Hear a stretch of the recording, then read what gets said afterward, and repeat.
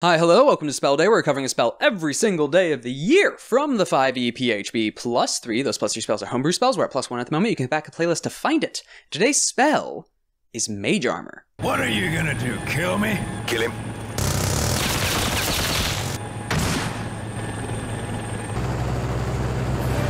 Oh, for fuck's sake. First level abjuration, casting time of 1 action, range of touch, components of somatic material, a piece of cured leather, duration 8 hours. You touch a willing creature who isn't wearing armor, and a protective magical force surrounds it until the spell ends. The target's base AC becomes 13, plus its dexterity modifier. The spell ends if the target dons armor, or if you dismiss the spell as an action.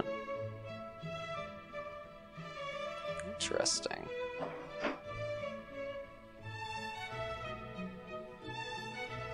Why would you need to dismiss it? Alright, Mage Armor. I like this spell. Why?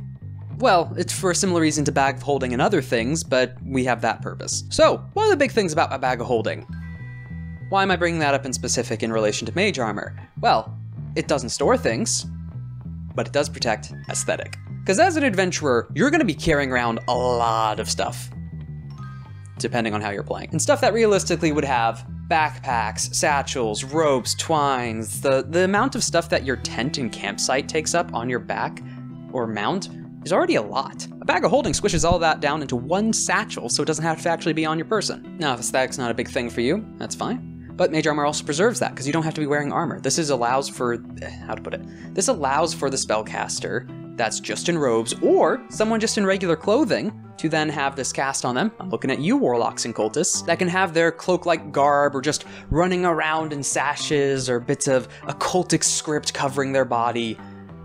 And they'll be fine, as if they're in really, really good leathers. Which is also probably the reason it's a cured piece of leather, is the material component. Because studded leather, the highest light armor, goes up to 12 plus dex. So then have a single first level spell, not concentration, lasts 8 hours, virtually a whole day. Well, a good portion of the day. Be 13 plus dex? That's really good. Yes, it also relies on your dex being high. Benefit though, while yes, you can't wear any other armor, this doesn't stack on top of it. Rings of Protection and Cloaks of Protection do still stack with this. Shields also work, not just the spell, but like a physical shield. I don't know how you'd get that proficiency.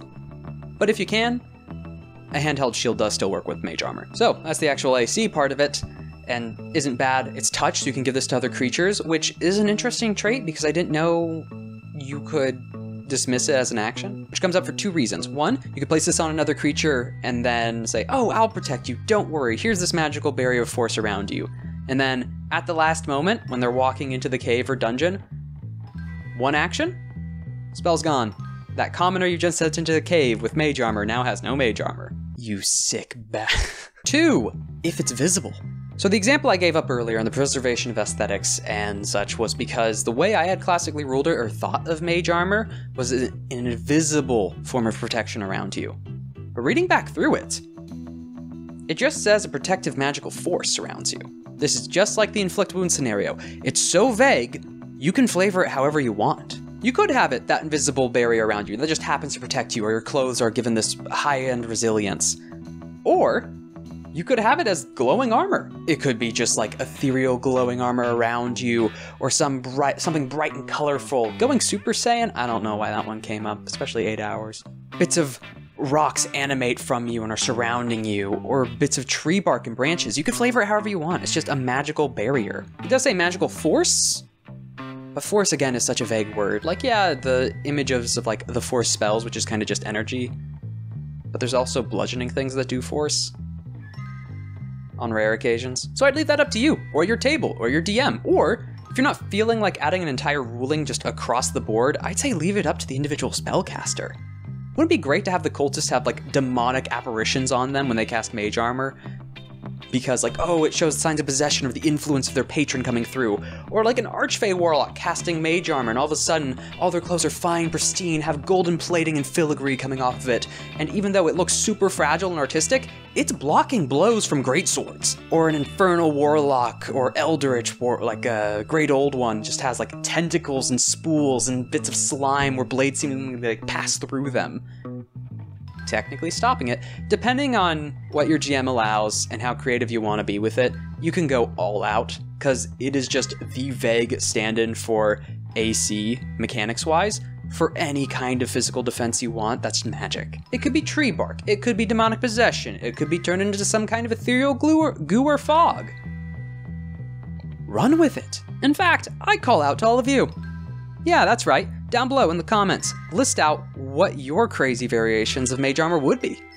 Or for your different groups, or technically if you follow this in any case. I'm a big fan of having it flavored to some extent. I already do that with some monster stat blocks of AC that's just magical defenses. So to have it actually leave that open in the base spell, run with it. 8 out of 10, because it still relies on dex and does not last for the full day. And you can't upcast it to target multiple creatures at the same time. And has some of the restrictions of wearing armor. But still good. Great flavor, great option. Allows the dinky wizard in robes to not be instantly squashed. It's a good spell.